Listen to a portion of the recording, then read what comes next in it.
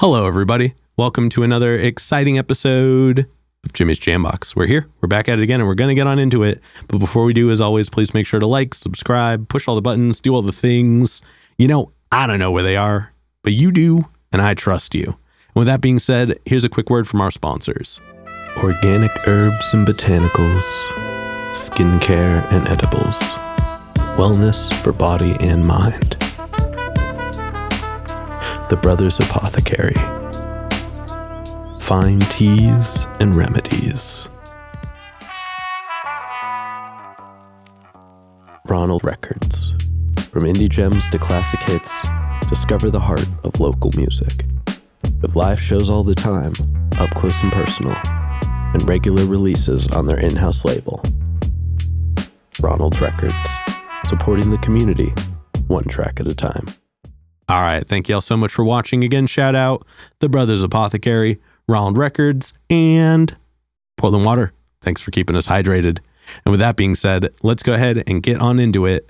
Here is today's guest. Hey, I'm Surebert. Hello. Thank you so much for joining us. Of course. Thanks for having me. Yeah, why don't you tell us a little bit about, who you are, where you're from, what you do. Give us that Tinder profile of your involvement with music. Yeah. So my producer name is Surebert. Mm-hmm. I'm based out of Portland, Oregon, and I'm a hip hop producer, beat maker, DJ a little bit. Oh yeah, I dig that. What got you started into music initially? The first thing that got me into music was actually creating music, or just I would say playing the guitar was the first thing. Okay. It doesn't really integrate into what I do now necessarily.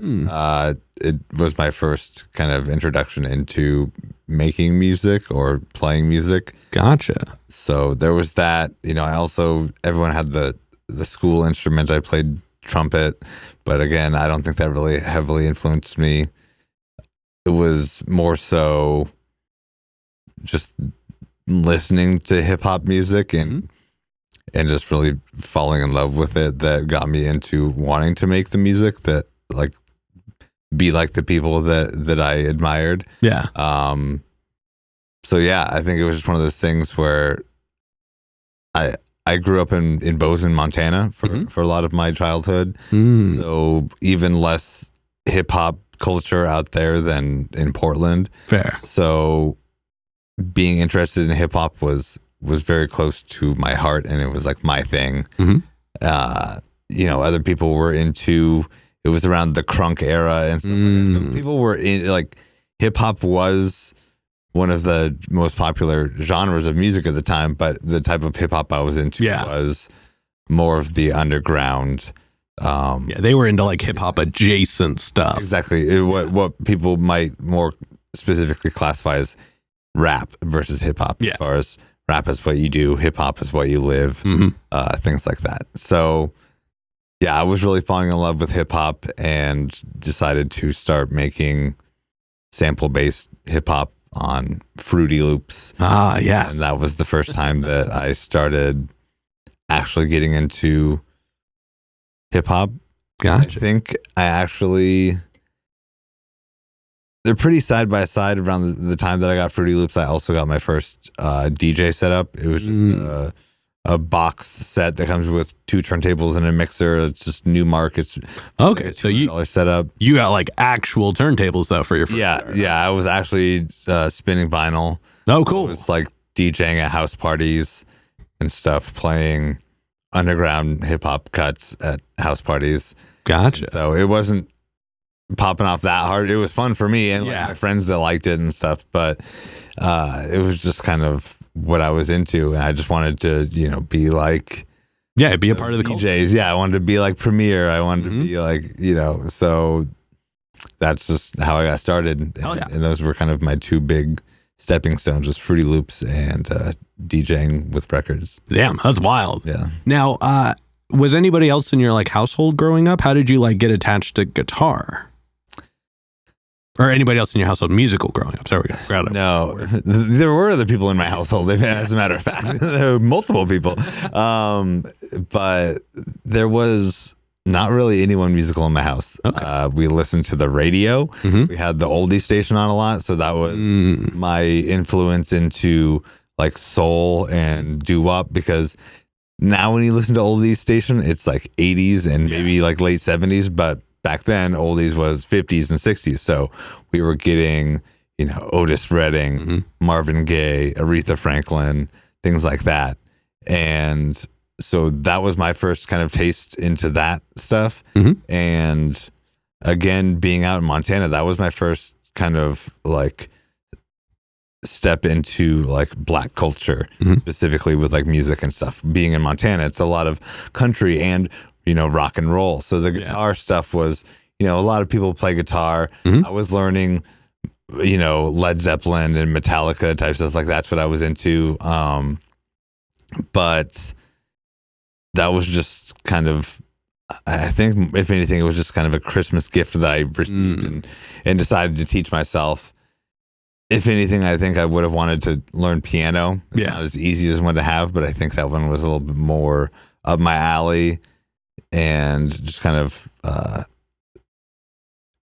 just what I was interested in. So, and I've still never really learned the piano, but yeah, guitar was just something I started in. But beyond that, no, my family was not musical. Gotcha. Beyond just listening to the radio. And how did you like get into hip hop? Like, were people around you into it? Did you like stumble across it at music stores? Like, when did you start to kind of cross paths with the genre more frequently?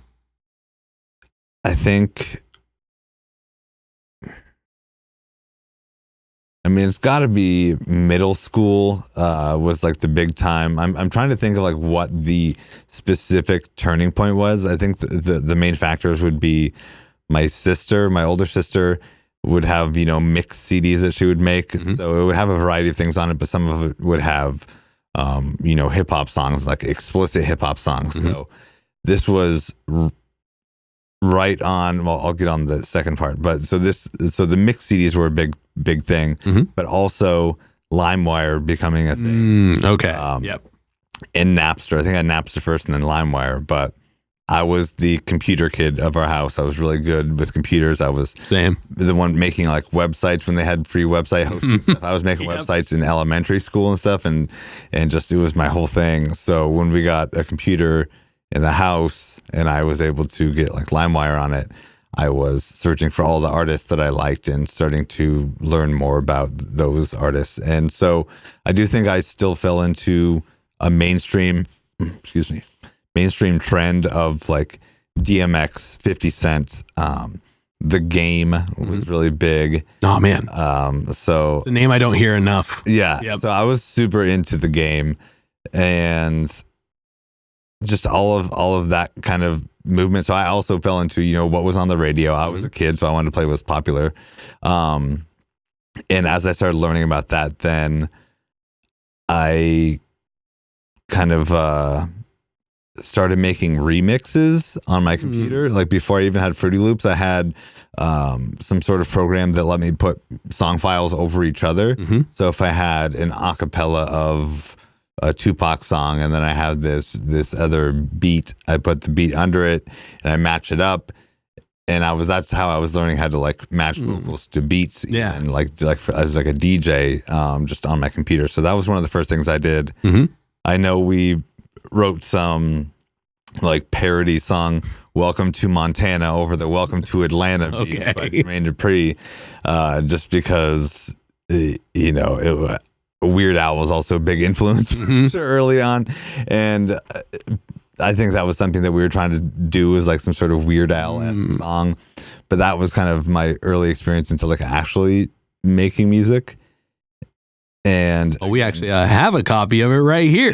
Oh man, I know it was something about where the farmers farm. It was very like let's just say all the cliche like yeah. Okay. So it was bad, but I know that once I got into high school, I started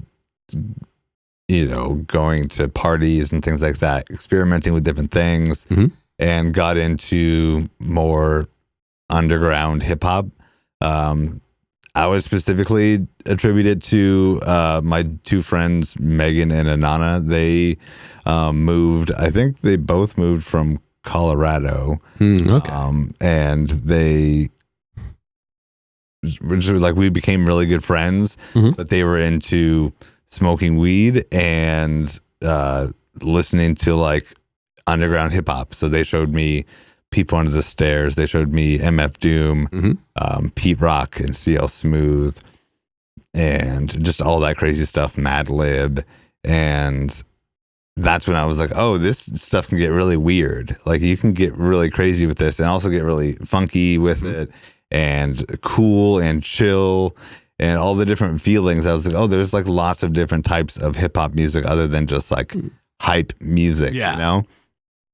And so that really got me into the different sounds, especially the different beats. I think I was always intrigued by sample beats, like Just Blaze beats and things like that, like the Oh Boy by Cameron and Juelz, like things like that still seeped through into the mainstream culture, but the samples were always what I was interested in. So with the underground aspect, that's where I was like, oh, I could make this, or I really want to make this. Yeah. And that's when I started actually doing it myself. Hell yeah, that's rad. Well, thank you for going through all that. That's a very, very thorough breakdown of your background. Now, before we get into more of what you do in the present day, I do have a couple foundation questions I like to check in with everybody on. And this first one is one we ask early, it's one we ask often, and it's definitely a crowd favorite. What was the first album you ever bought with your own money? The first... I know the first, I don't know which one came first, because I think cassettes and CDs still had a little bit of an overlap. I know the first cassette I ever bought was Savage Garden. Okay. It was what everyone had, Truly Madly Deeply on it and everything. So it was that album. And then my first CD was the self-titled NSYNC album. Okay. Yes. Damn, 2 quality albums. Man, early NSYNC, that was something special. I don't think we knew what we had. I know. Our house got broken into. We lived out in Gresham at the time. I think we took a trip out to like the Tillamook cheese factory or something. We came back. Our house had gotten broken into. They like stole a bunch of like my grandmother's jewelry that my mom had and stuff. And me being a 10-year-old or whatever, I was just relieved that they didn't steal my NSYNC CD. Just like, I cannot imagine as a parent just being like, you do not even get me started right now. Yes, perspective. Yeah. Well, do you happen to still have the CD? Nope, I don't. Dang. I have no idea what happened to it. Fair. Somebody maybe stole it. No. Who knows? And then what was one of the first live shows you ever went to that was like specifically one you wanted to go to? So like you saw it was happening, you got tickets, you went to it. That was John Mayer and Maroon 5. Okay. And that was right when Maroon 5 was blowing up. They were opening for John Mayer. It was right as they had that run of singles with like, you know, This Love, She Will Be Loved, you know, all those. Yeah, it was around that time. Oh, yeah. Yeah, it was crazy. I bet that was a really cool show. I've heard John Mayer is really cool to see live. Yeah, yeah. He is heavily ingrained in like the Montana world too. He lives out there. That makes sense. Hell yeah. Well, that's a rad first show. Yeah. And then before we officially get into you in the here and now, do you have like a specific defining moment where you decided you wanted to take music more seriously? I would say, more seriously. I was going to say like when I would dive in, but to actually be more seriously, when I met David Dollar G, he was the rapper that I worked with in Montana. I was just kind of goofing around with beats and stuff before, and then when I met him, it was like a rapper I could work with. And looking back, it's crazy how short like of a time span, because I met him in 2011. I was 21 years old, and then we moved out to Portland together in 2015. So only in a 4-year span I'd gone from meeting him to where we moved out here. And in that period, we had gone from just making songs in the bedroom to, you know, like building our own studio, doing like multiple tours across like the West Coast, opening for Atmosphere and Bone Thugs and Brother Ali and stuff. And like, So we did a lot in 4 years. So I would say that would be the point where I shifted. And then we took a lot of, we did a lot of serious things in that 4-year span. And we were both from Portland and decided to move back out here to keep things going. And that's why we moved out here in 2015. So I kind of just haven't processed that until now, that all of that happened within 4 years, or even less than 4 years, because I think we met in the end of 2011. So damn, just wild how quickly time flies there. Yeah. Yeah. Hell yeah. Well, that's rad. Yeah. But now let's go ahead and let's get on into you in the present day. We are going to get a super easy one out of the way. How'd you pick the name? I didn't pick the name, and it won't be that easy because I have to kind of backtrack a little bit, because my name's not Bert either. That's fair. My name's Andrew, but I've had the nickname Bert since 4th grade. Oh, interesting. And it comes from a morning show radio host, or like just a morning radio show. Again, I guess if we're talking back in 4th grade, this is the early 2000s, late 90s. I'm really bad at remembering how old I am in different grades. But so, they have those morning radio shows. There was a local one in Bozeman where they have an intern and they call him Dilbert. I don't even know if his name is actually Dilbert, but they haze him kind of a little bit. It's a little bit more like acceptable back then, where they're like, we're trying to be like Howard Stern and stuff, and he was the one that they would always bully around and stuff, and they'd call him Dilbert Dumbbutt. And my friend's dad called me Drewbert Dumbbutt, and it was a term of endearment in a way, but it was fun alliteration, I guess. Yes, exactly. So it was Drewbert, and then just Bert, and I just had this close circle of friends that all called me Bert, and I met more people, and I was just introduced as Bert, and it just stuck, and it's pretty bizarre, but it's just been my nickname ever since. Okay. I guess Andrew just really never. There's a lot of Andrews I went to school with too. Yeah. I was friends with Andrews. I'm like, I don't need to be another Andrew. I don't like Andy. I don't like Drew. Yeah. And Bert just stuck. So anyway, Bert was my nickname and has been my nickname. And I was at a house party in 2010 or something, and one of my friends was just like, you should be DJ Surebert, dropping those ice cream beats. And again, I don't even think that doesn't even like mean anything, it doesn't mean anything at all. But the name like rung a bell for me, like it sounded really good. So I went and searched it up. I feel like MySpace, it doesn't line up, but in my head I'm seeing myself searching through like the MySpace artists. But maybe Facebook still had artist profiles or something. Anyway, I remember searching through all the different like socials that were around and just Googled to see if anyone spelt it like I spell it, Surebert, and no one did. So I was like, okay, that's what I'm going to do. I had some other crappy DJ names for that before that, but that one stuck. Hell yeah. I dropped the DJ off because I became a better producer and a DJ, and a lot of people expect you to be an amazing DJ when you have DJ if you got that tag. So I just took it off.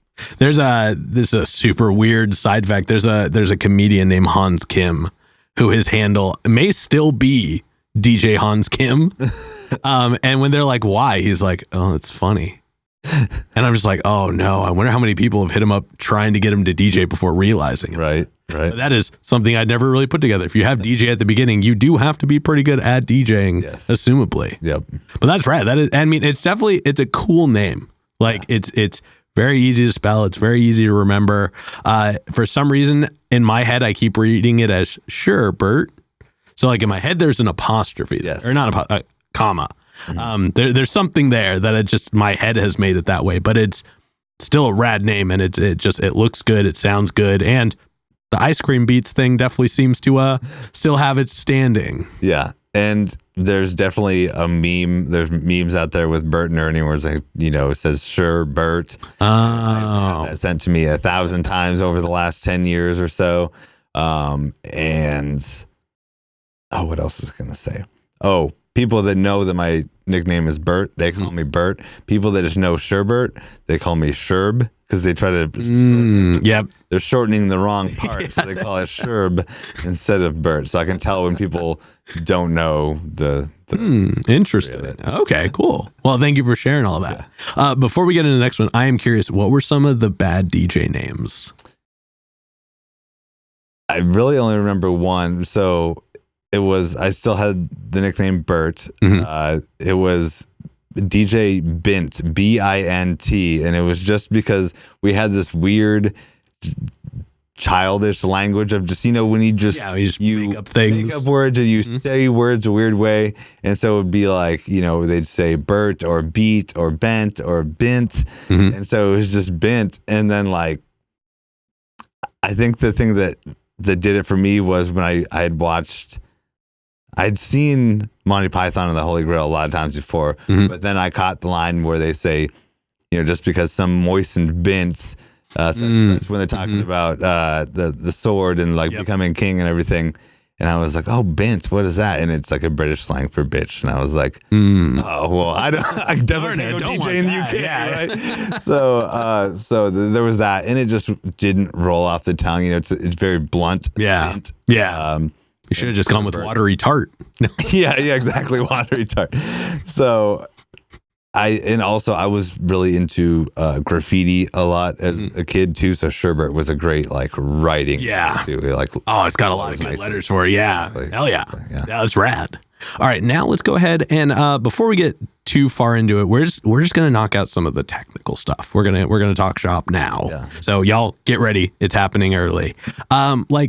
Run us through your gear now. Like, do you do stuff like outside of the computer? Are you using a DAW? Do you kind of have a hybrid of both? And then like, do you like sample or use instruments? Like, kind of take us through the gear that you use for your process. Yeah. I use Machine, which is a DAW through Native Instruments.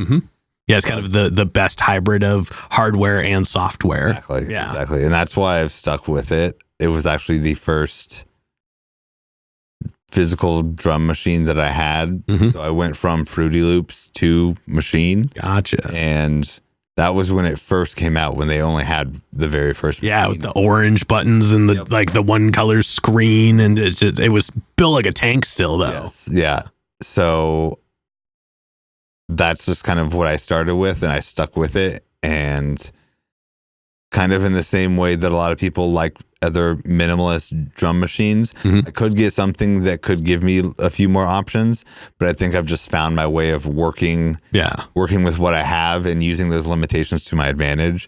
So I'm comfortable with what I have, and just actually got another machine. I had the Machine Studio, which was the big one. Behemoth. And it needs a power cord too. And I'm like, I don't need a power cord for this thing. Yeah. So I finally got myself one of the MK3s, I guess, whatever the newest one is. And it's got the little slidey thing that I didn't even know had. And I've already been having so much fun with that. But it's just one of those things where I don't think I'm ever going to, unless the software shuts down, I think I'm just good where I'm at. Native Instruments isn't going anywhere. Right. They were actually really cool for when they like hit the scene, because they did it in such a good way. Like they didn't try to be like, hey, we want you to get rid of your MPCs. But they were like, if you want something different, that you don't exactly need a minor in computer engineering to learn before you get into it. Here is something where you can look at what you're doing until you have it set up, and then you can look at it. Exactly. Because that's always been the thing with physical, like with the hardware drum machines. If you buy like a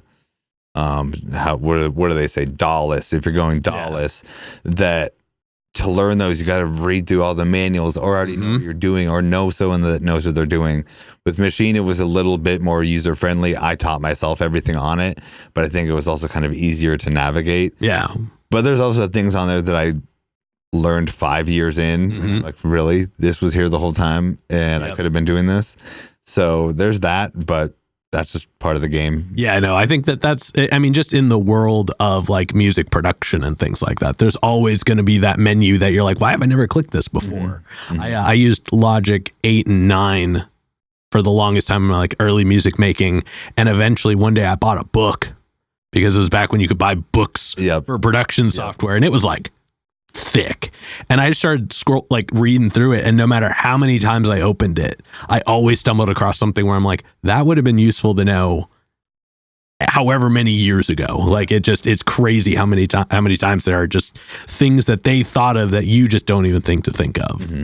But also Native Interest, like I said, they did a good job really making it powerful in both places, so that like for the more computer minded person, they had the screen to work with, and for the more hardware minded person, they had something tangible. Mm-hmm. And they didn't have to rely on like technology advancing so quickly, because that was really during a time where it was to where the machine became obsolete super fast, because it was always just updating with the computer. Yep. And then when they did put out, the MK2 in the studio and the MK3, and even now the Plus, like they've always been able to be kind of at the front. And even with like the MPC Live coming out now, the machine isn't lost in the weeds. It's not like they were like, hey, we finally made something with a screen that is user friendly, that does have a bunch of storage. You can play more than 12 samples going continuously without it cutting off one of them to make room for the other.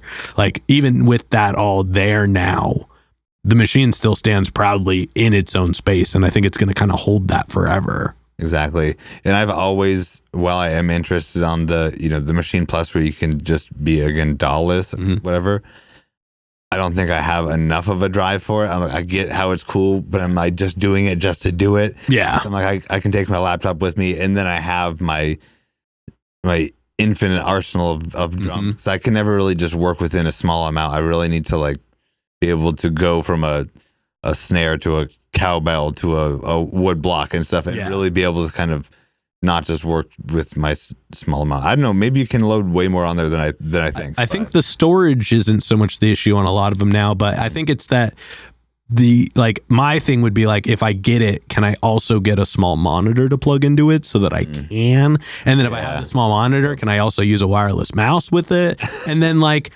it's just a laptop. Computer, it's just a computer at that point. Right, so. right. If I'm browsing, I need a good screen to be browsing. Yeah, and like there are plenty of portable things at this point. Like I said, the MPC Live, the Digitac is a phenomenal piece of equipment for that. There's so many things that already do it. I think like while standalone is cool, machine doesn't need to leave the computer behind at any point. That has always been their thing. Yep. And then outside of like the machine software, do you use like a DAW to like capture anything from it or run it in, or do you just use machine standalone? I use Ableton when I'm making a song. So we are very pro Ableton on the show. Yeah. Once I'm making it into something, whether it be an instrumental track or we're putting vocals on it, it's going into Ableton. Okay, hell yeah. And what I guess just because I'm a nerd, what do you use? Do you have like a standalone interface as well, or do you just go through machine? Yeah, I have just like a Scarlett interface, just a little tiny one, and I really need to up it because I'm trying to set up a microphone in my house now so that I can just record at the house and make whole projects at home. But the one I have right now isn't going to work for recording vocals. Yeah, the Scarletts, especially if you have an older one, they've really kind of outlived their welcome and functionality. Yep. But ask me off camera. I have some amazing suggestions for you that won't break your bank. I'm a real nerd for this in real life, but I'll leave that off of here for now because we're talking about you. And actually, that does segue well into the next question, which is kind of just take us through your process. Let's go for the like you're starting out a beat when it comes to like getting started, whether it be for you or for someone else, or if they're two different processes, you're welcome to share both. But like when it comes to getting a beat started, how do you go into it? Yeah, it's always the sample first for me. There's a lot of people that start with drums first, but I'm always the sample first. If that's not working for me, then I just move on to the next thing.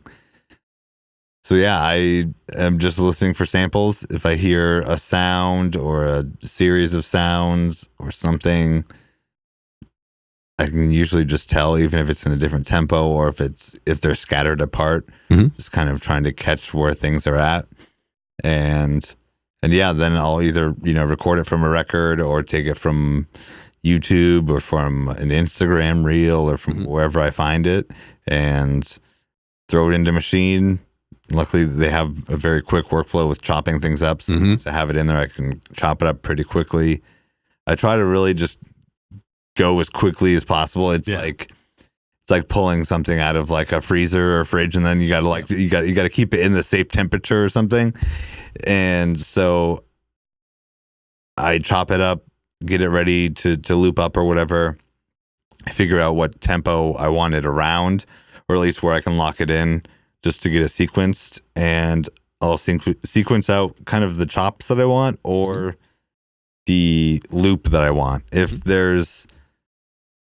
I really am just looking to chop it, then maybe I'll find a drum break or something just as a filler, just to figure out where I'm chopping things. But usually I'll lay out the sample how I want it, have that playing and looping. And the big thing is, does this keep sounding better and better to me as it goes? Because if it keeps looping and I get sick of it, then the beat's not going to be appealing by the end of it. Exactly. Because that's my big thing. I'm not, I like to do different switch ups and stuff, but I'm very traditional hip hop, where it's like if there's something really specific about this beat, that's going to be the main focus of the beat. It's going to be there throughout most of it. So once I find that, I want to make sure that works. So I get that. Then I will figure out my drums, whether I'm doing a break beat, chop under it. Sometimes I'll take a whole break beat and just use the individual aspects of it just to have the sound of a drum kit. But I'm just playing the hi-hats individually and whatever. Or I go through a multitude of drum kits and find hi-hats or shakers or things from different, and just kind of layer those out. And that's usually the next thing I do after that. Honestly, different instruments, stuff like that. I'll start sequencing further, try to figure out hook versus verse versus the second part of the verse. I try not to have like too boring of a verse. Yeah. And then my bass lines are usually the last thing I do. I'm not the biggest fan of my bass lines. I think when I do them right, they sound good, but it's a what's the phrase? It's a painstaking process. Yeah, very much so. I mean, as a bass player, I fully understand. Yeah. So I tried, and that's the thing I think is I'm trying to do it justice. I'm not trying to just play along with what the sample sounds like, or just do, little half steps down and things. I try to like really make it sound interesting, try to make it sound live, make it sound funky with the slapping or the plucking or whatever to make it sound realistic. So things like that. And that's why I always kind of save it at the end, because then I can really fit it in. Yeah, you can find where it breathes. Yeah. And not have to put too much. It's just kind of in the right pockets. Yeah, no, I dig that. Have you ever thought about like going with like an actual bass? And like I've owned a couple basses that I've bought like either from friends or from pawn shops, and I will figure out the bass line, and then usually what I would do is just play.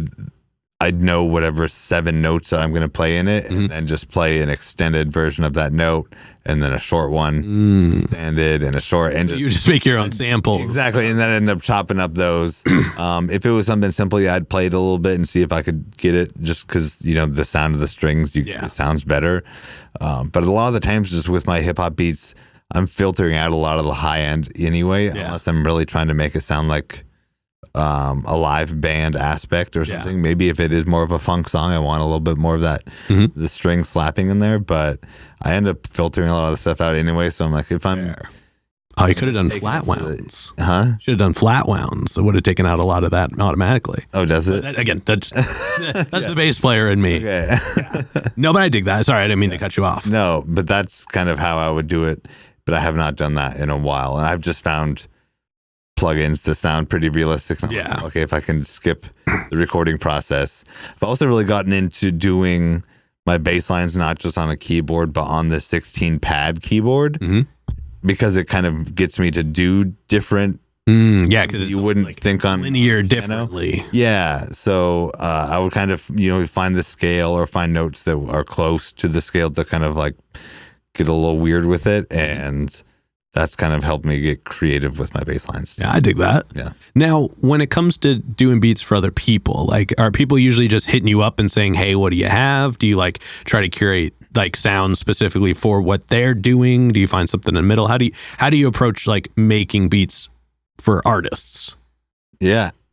I mean, most of the time it's me just sending them what I have. Mhm. If I have enough beats in my folder, I don't make a bunch of beats. I think there's certain people that make a lot more than I do. Yeah. But I think it's also that aspect of me throwing out what I don't think is working. Some people really push through, and I get that. There's a good exercise in that, but it's just not me. Yeah. And so I'm just like, I'd rather spend my time working. So I think maybe I trash 2 or 3 times as many beats than other people, but I don't make as many as others. So I don't really have a lot that I usually send out, but when I do, I happily send out to people I want to work with. Mhm. If it's more of a serious project, like an album that I'm really contributing my name to, and like this is my album as well, Mhm. I will make beats specifically for that artist, for that album, knowing we need this type of song for this album, we need this type of song for this album, or I just think they would sound good on XYZ. Mhm. So yeah, I'll definitely do that if I'm that in the weeds with the project. But a lot of the times it's just sending a folder of beats and seeing what works. Okay, gotcha. Well, then that segues well into the next bit. Let's go ahead and let's talk about some of your music. Yeah. Now, I jumped on ye old Spotify, and you've got music going all the way back to 2018. But then I also thought it would be a good idea to check out SoundCloud, and I'm glad I did because you've got music going all the way back to 2008. Okay. That, at least if I did that math right, I'm pretty sure something along those lines. But you've got a lot of music. Yeah. Got a lot of music, and it's all really good. It's like I did go back and listen to like the first things you did, You even gotta get the development. You gotta get the process. Yeah. And now that being said, you have much too much music for me to have been able to go through all of. Yeah. And you were featured in a lot of things. Like there were moments that you had with other artists, and then there were like somewhere it was your projects.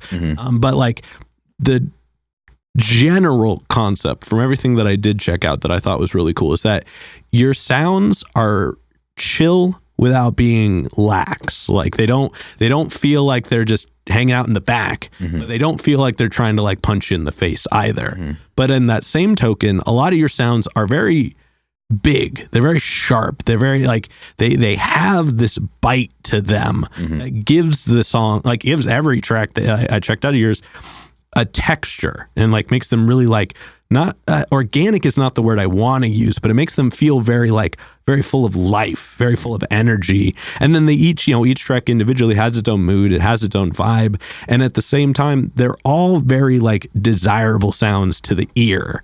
I don't think there was really any point in time where I was listening to something and I was like, oh, I mean, I guess that's a decision. Like it all felt like it was put together with intent. Yeah.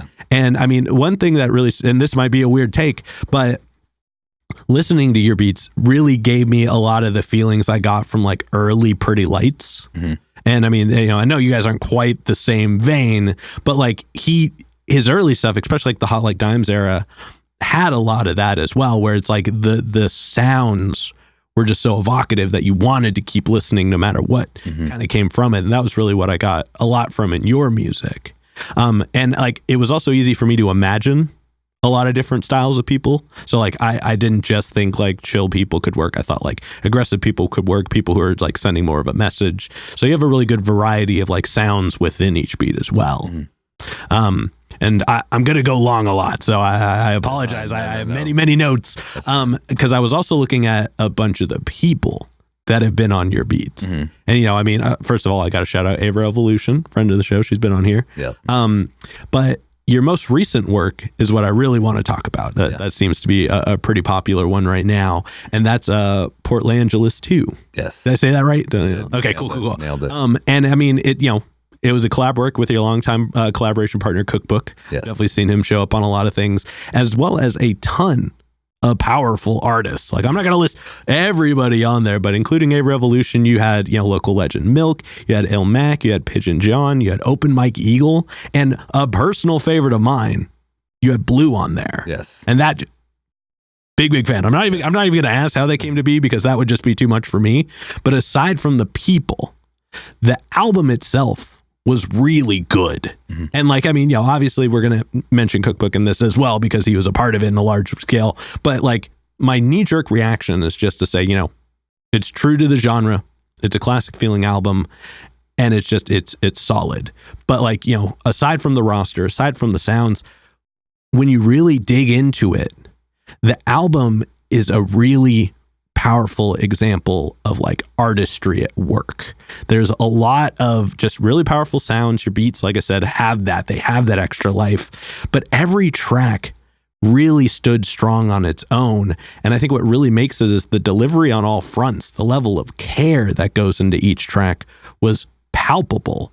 So much so that even though it wasn't a concept album, or at least I don't think it was meant to be perceived as it, the caliber of each track almost insinuated its own concept of just being like, this is a prime example of where hip hop is right now, and to be good at the same time, to like the amount of effort that can go into the fronts that need to curate good current sound while still paying plenty of respect to where it came from.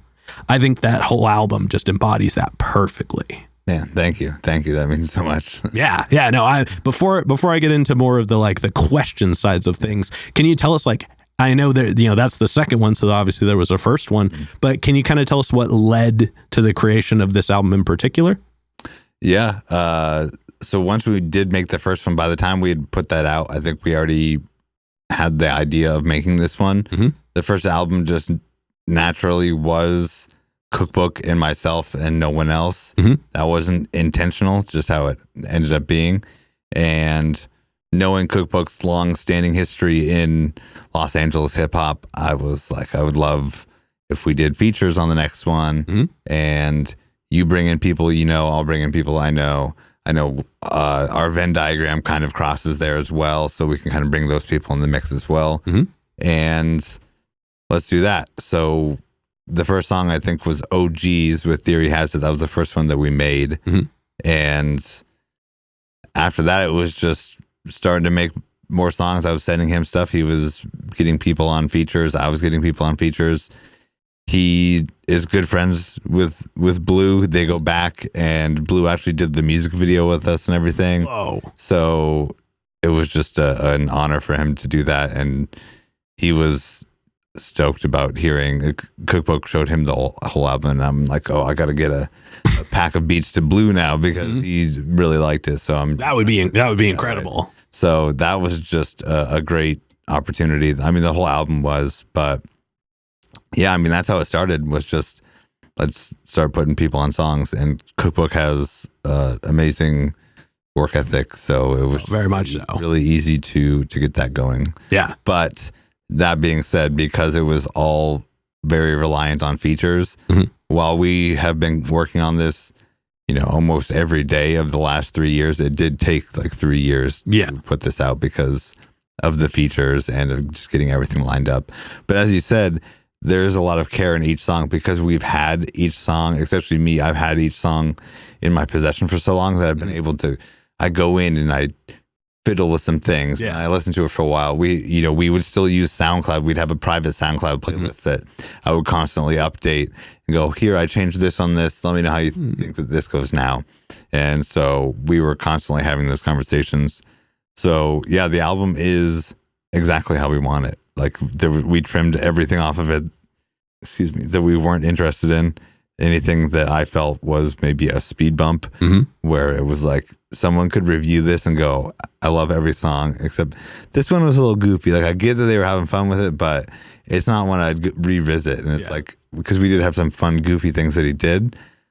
And I was like, this album's too good for that. Like, you know, if we were, I know we were having fun making this, but now it's just gotten so good that I'm like, I think we need to just make this almost like a best, like you said, it's a compilation album in a way where everything stands on its own. Every song has its own concept, and that, I just wanted no extra weight on it. Yeah. I think that's how we landed. Yeah, well, you trimmed out all the fat. It is nothing but heavyweight hitting for sure.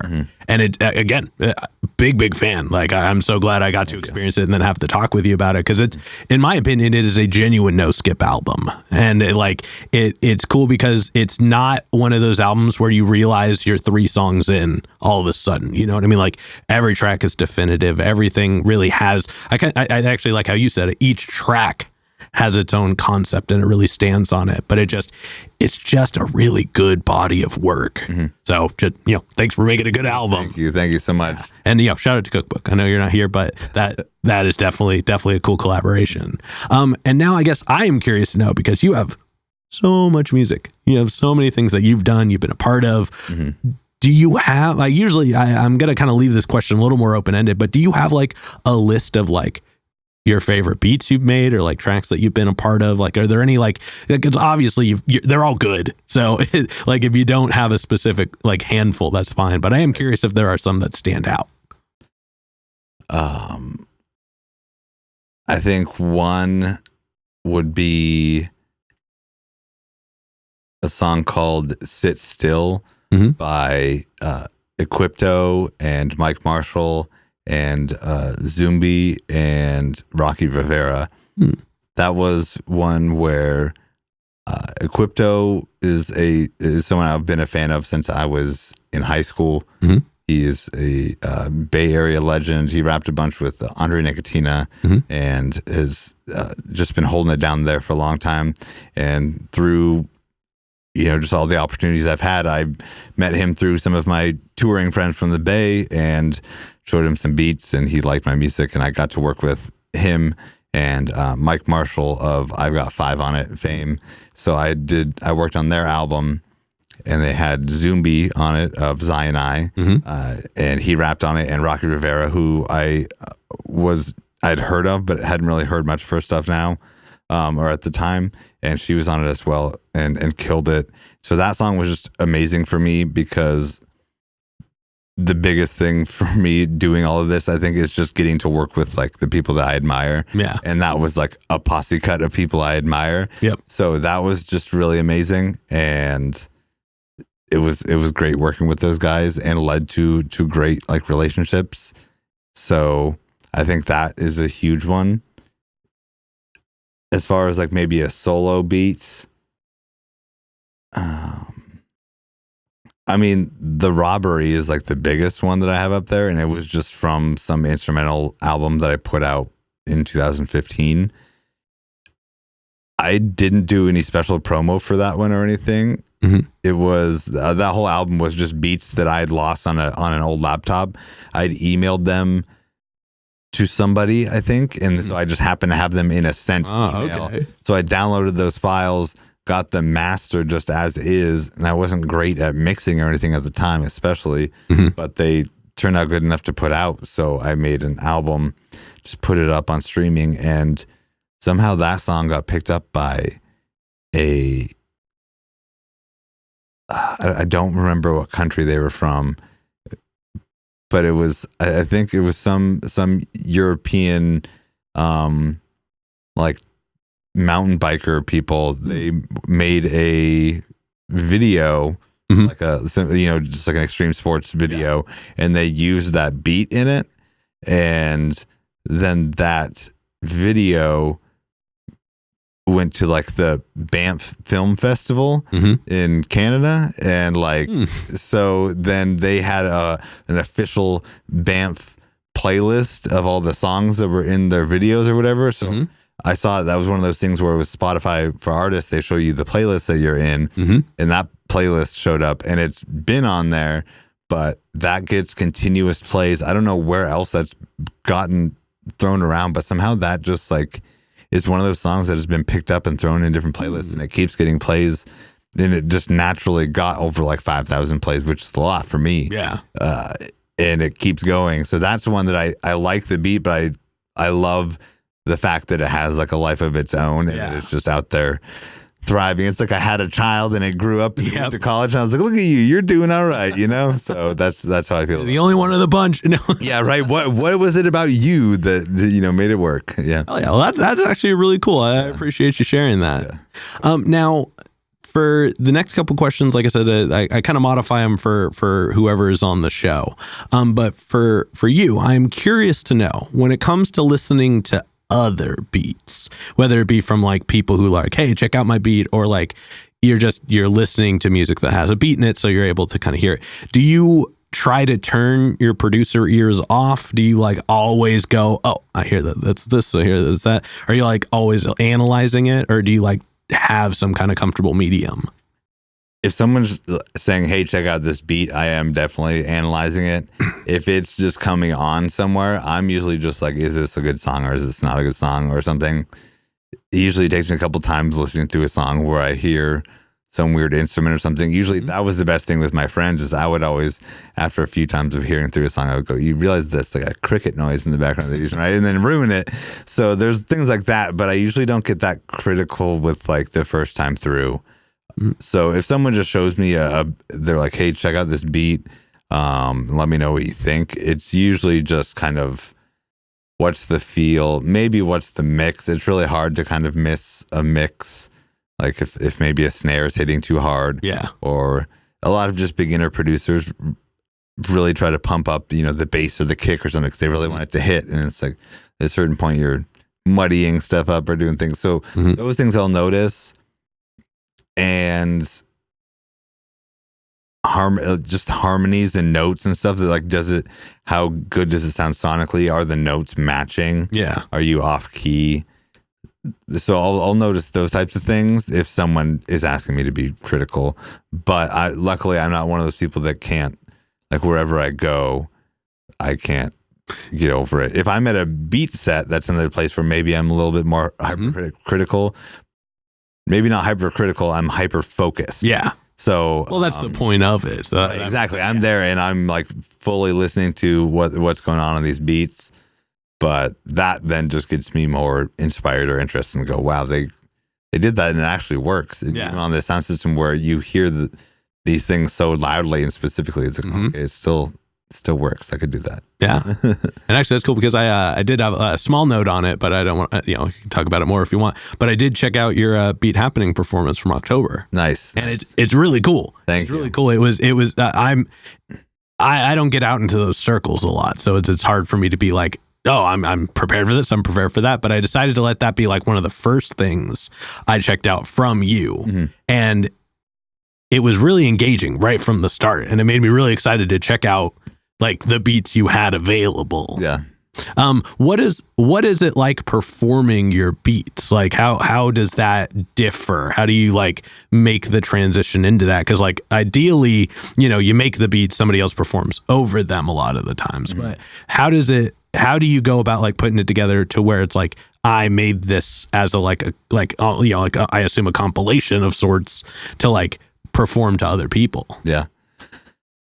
I mean, I kind of just do it how I think will be cool. I don't think there's really like a set way. I, again, go into beat sets. I see what other people do and I see what works and what doesn't.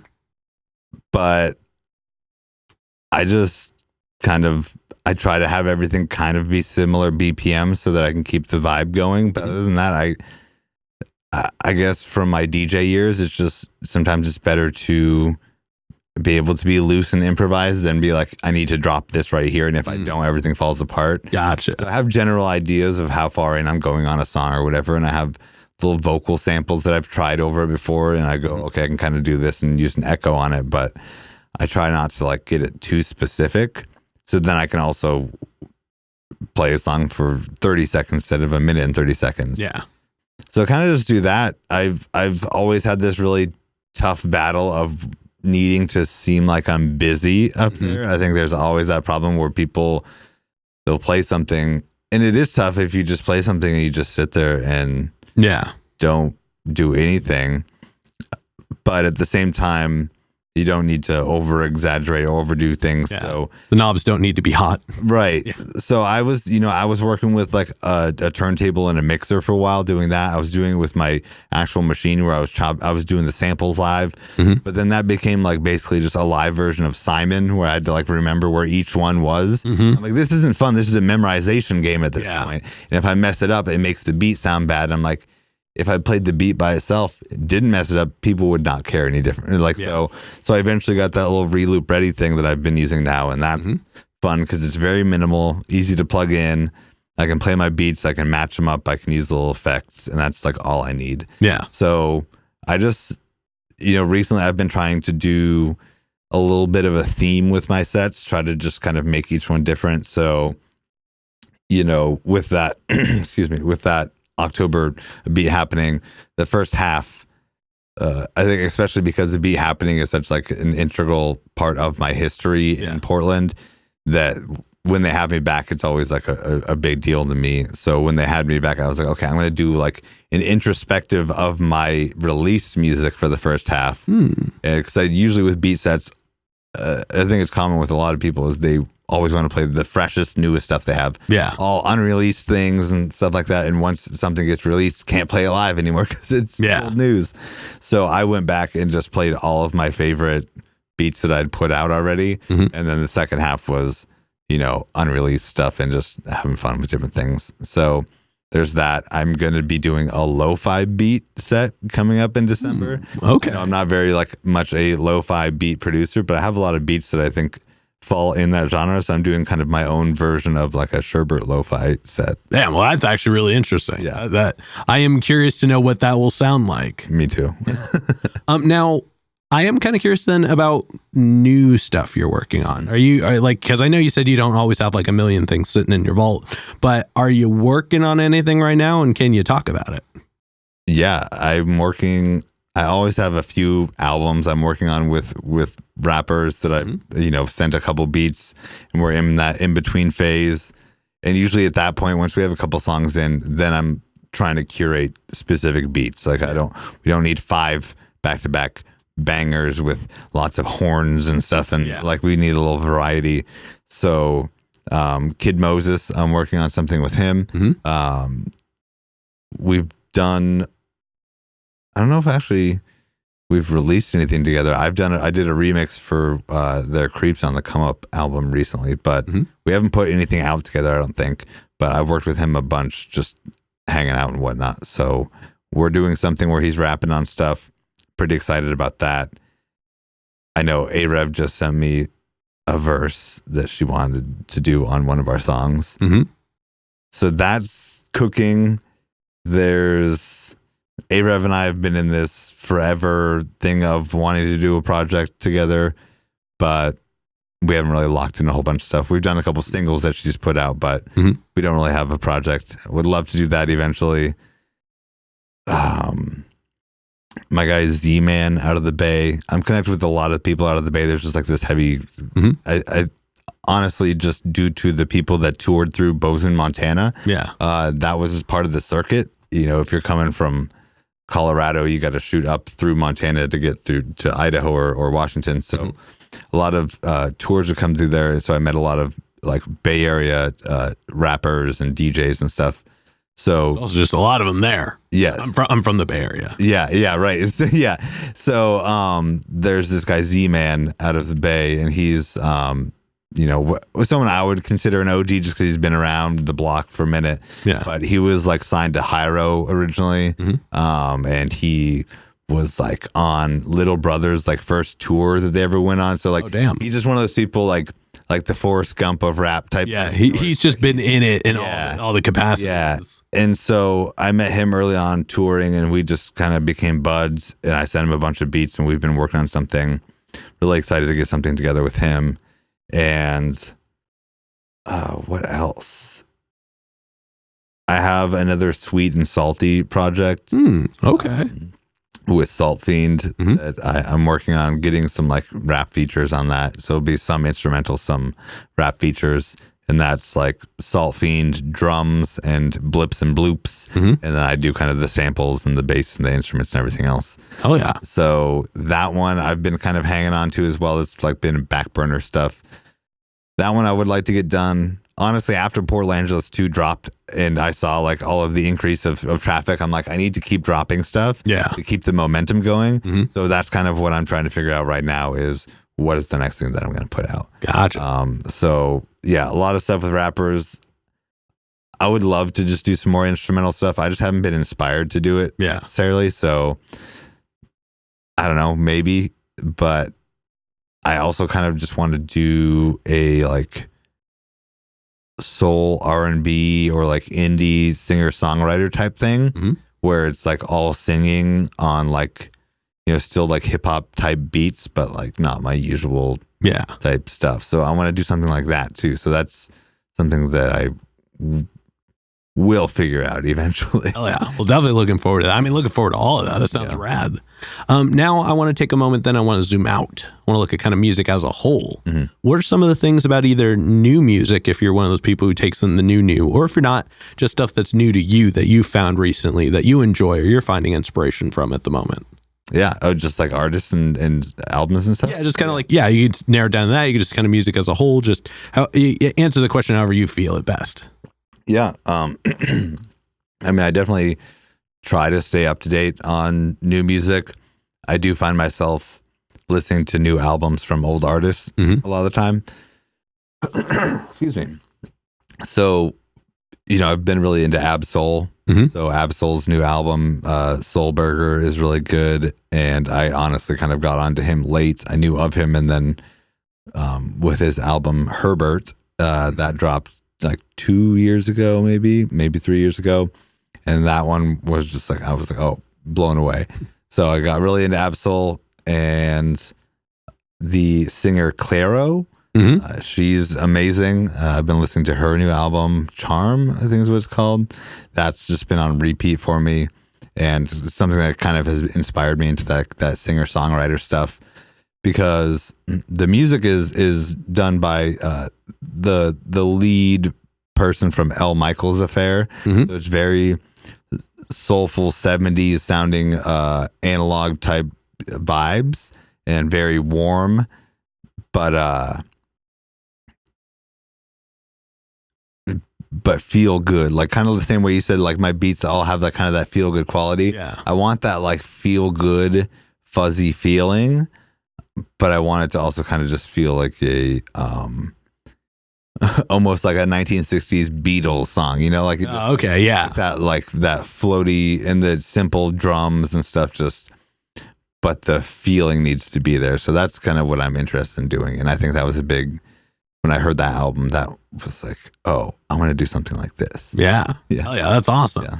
Now, before we officially get into the next bit, which is all hypothetical questions, this next question is probably the densest question in the interview. Okay. But, we've talked about your experience with music, the actions, the reactions, but when it's just you and the music, one-on-one, what does music give back to you? That good feeling. I think the same thing I was just talking about, like when I find the right sample or something, it gets me hyped up. I can't help but smile, or get maybe I do get goosebumps, but you definitely get that the butterfly feeling on the inside, and just being like, oh, this could be not the one like a hit, but like this could be like the one, like my favorite beat ever, and a lot of times the newest beat that I make is my favorite beat ever. So that's kind of like the drive. I'm always, I wouldn't say chasing it, because I don't feel like I'm let down every time. I feel like chasing it is that whole like, there's that drug addiction thing where I hit it and then it's never enough. Yeah. But every time I do it, it is enough, and I'm just like, I know I can do it better next time. And so I don't think it's ever gotten old for me. Honestly, sometimes I need to take a step back.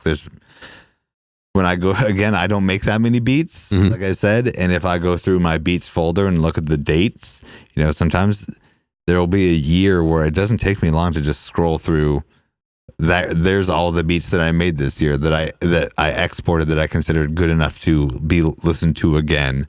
And and that's okay. So sometimes I've learned that the most important thing is like taking that space away from music gives you that much more appreciation. But then,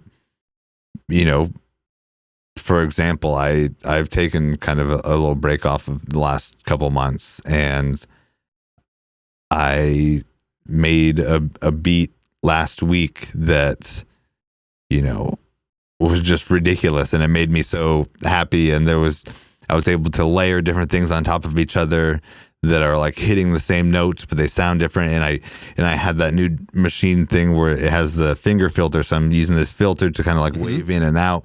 I can do all these different things, and I'm like, this is just so cool, and it just made me feel like a kid and just so excited. So I think that just happens all the time. So even just finding a sample, I hear a sample that I want to flip, or even if I'm not making music, but I'm watching a movie and a song comes up, and I'll tell my wife, I'll go, oh, this was sampled in this, and I bring up the song, and she's like, you heard that song for 2 seconds. How did you? And like, it's something that I just love, is like the way the samples are used and reused, and having that ear. So, I think that will never get old.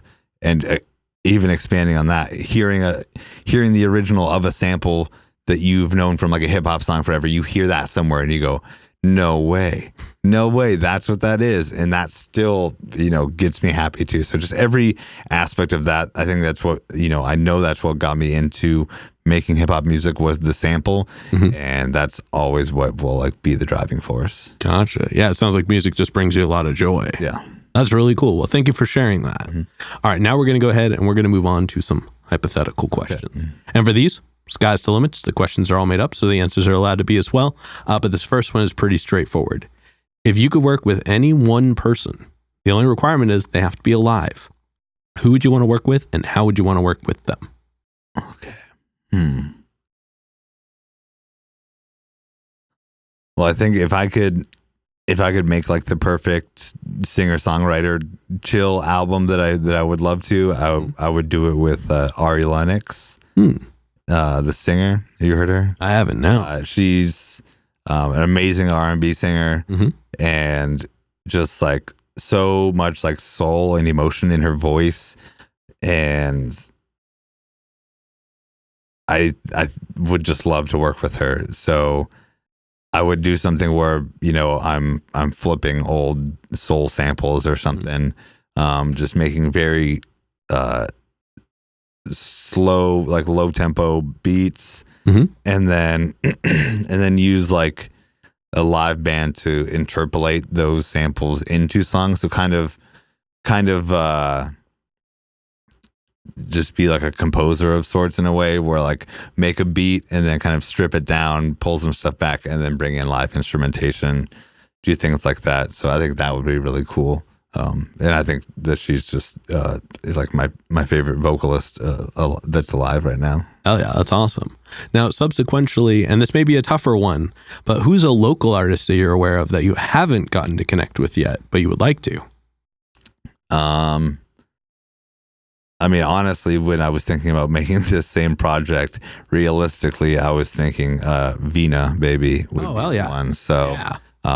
Vina, I might be reaching out to you. So yeah. Everybody add her in the comments. Let's see if we can make that happen. Yeah. So and Vina and I are homies, I'm sure that like she would be down. I just haven't had the, I'm never going to come to someone with this idea but not have some content to back. Like I need at least like a beat or two to go, here's what I'm going for. So I think that's just what I need to do. But also outside of just that project, 'cause I feel like I was harping on that a bunch. I've sent a lot of beats to different Portland rappers and artists and stuff, and just never clicked. But one person I have not yet reached out to work with that I would like to would be Jordan Fletcher. Yeah. Oh my God, that's exactly. If you did not say him, he is exactly who I was gonna say. Have you talked to yet? Yeah, I think he would sound great on my beats. I think he has he's drawn towards similar beats to mine. He's got just an amazing voice, and talk about emotion in his voice. Oh yeah, so much emotion in his voice. And yeah, I love his music, so I just haven't reached out to him. Yeah, very much so. I wanted to do a tuned in episode with him about his most recent album, and I just could not get him. We could not lock in a time, and I'm really bummed, because that is one, even though it's come out many weeks ago now, many months ago, I would still do it. I think that album is incredible. Yes. Yeah. So everybody at him in the comments as well. Let's see if we can make that happen for both of us. For this next one, I'm just going to ask the question the way the question is, and we'll see how it goes. Yeah. But if you could perform anywhere in the world, and we'll add on with anybody, where would you want to perform, and who would you want to perform with? Oh, man.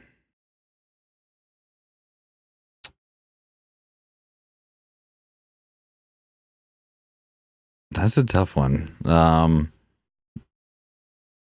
would say that Canadian Film Festival. Yeah, right. I would,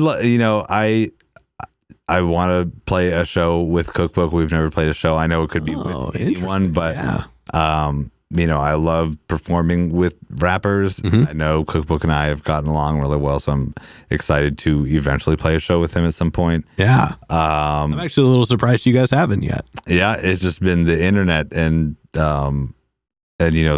us linking up in 2020 didn't really help too. So. Fair, yeah, that'll do it. We've been meaning, I definitely want to do a Portland show. I mean, it would be great if we did something absurd like Cookbook and Surebert of the Tillamook Cheese Factory or something. I would do something like that at Baskin Robbins headquarters.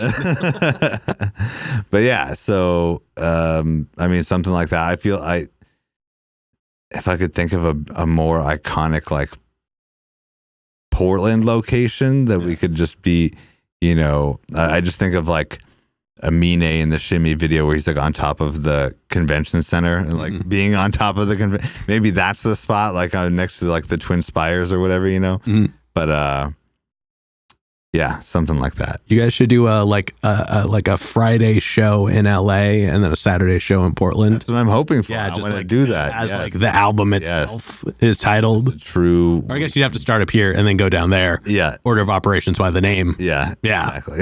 But that would be cool. But yeah, now I really want that to happen. Everybody at Cookbook as well. Not that he needs it, but do it anyway. Yeah. Yeah. And then to wrap up the hypothetical questions. If you could get one more album from anybody, they could be alive, they could be dead, they could have not put out an album in 100 years, they could have put out an album yesterday. Who would you want an album from? I mean, selfishly, I would maybe say People Under the Stairs. They're a huge influence of mine, but they had a long set plan to put out 12 albums, and they did put out 12 albums. So I don't think it would make sense. So there's that, but at the same point, they did what they needed to do. Yeah. I would probably also say MF Doom. I think that the Doom still had a lot going for him, and I think that there was, especially with how hip hop's gone in the last couple of years, I think that, a lot of people, it's one of those things where once he passed away, so many people we were big fans of him, but a lot of the people that are big now, like Tyler the Creator and stuff, he was such a big MF Doom fan. It's we never got a proper MF Doom Tyler the Creator song, Oh my God, that would be incredible. Yeah. Oh God. Yeah. So man, until you said that, I had not realized. Damn, that actually bums me out now. Episode over. No, I'm kidding. And they did the diner at the Camp Flogna this year too. They did the MF Doom diner or whatever. It's yep, that would have been cool. Yeah. Damn. All right. Well, yeah. Hey, all quality answers. All right. Now, with that being said, though, we are going to go ahead and start wrapping this up. I guess we already kind of talked about what you got. Do you have anything definitively happening in the next 6 months, or is it all just kind of stuff cooking right now? I did an album with a bunch of Montana artists called Last of the Nobodies. They considered me a Montana producer, even though I hadn't lived there a long time. So I really appreciated that I had that much of an impact on the Montana scene.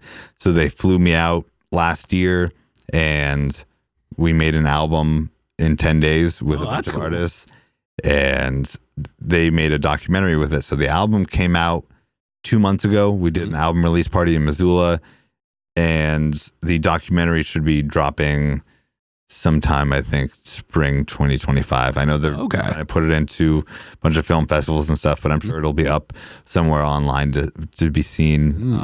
Maybe that Canadian Film Festival. I hope so. Yeah. Okay. Full circle. Yeah. But I have seen it, and it's amazing. I was stoked to be a part of it. So that will be coming out. Oh yeah, definitely looking forward to that now. Then for this next one, go ahead and look straight at your camera. Tell everybody how they can find you. Yeah, if you want to check me out, the name is Surebert, Surebert. You can find me on social media just at Surebert. If you want to stream my music, I've got all of my music up on streaming as well as on Bandcamp if you want to support me directly. And that's probably the best way to find me. Hell yeah. And then any other plugs, any other shout outs, anybody else you want to put on while you're on here? Shout out to Cookbook. Shout out to A Revolution.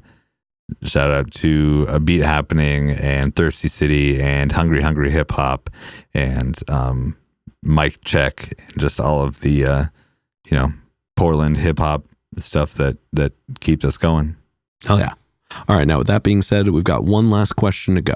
But before we do, I'm going to steal the camera for just a second. Yeah.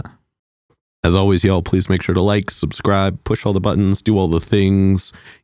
I don't know where they are, but you do, and I trust you. And one more shout out to the Brothers Apothecary, Round Records, and Portland Water. Thanks for keeping us hydrated. With that being said, the final question. And this is entirely up to your interpretation. But in all of music, what is an album you feel is more on the obscure side? It's a bit of a deep cut. It's one not a lot of people would know, but it's one you think everybody should know. The album is called The Lo-Fi Chronicles. It's by a producer named Omega One. Mm-hmm. I know he worked with A$AP Rock and some Def Jux people. Mm-hmm. That album, it's an instrumental album, one of the first instrumental albums I ever heard, and really kind of opened my eyes to the possibilities of just making beats and putting out beats.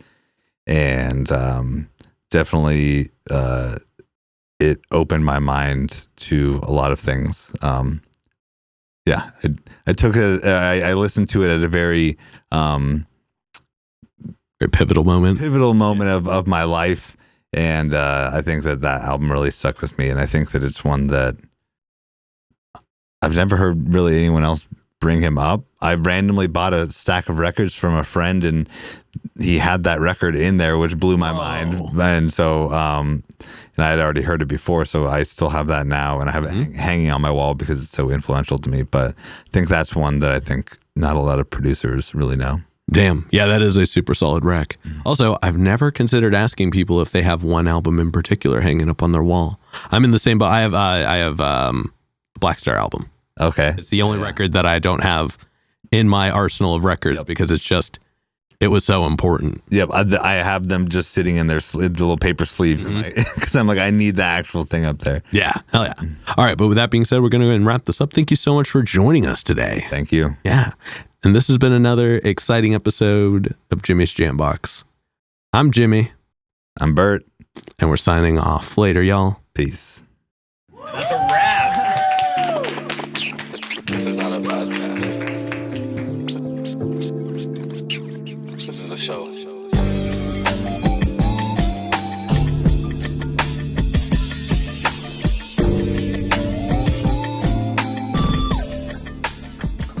Keep jamming.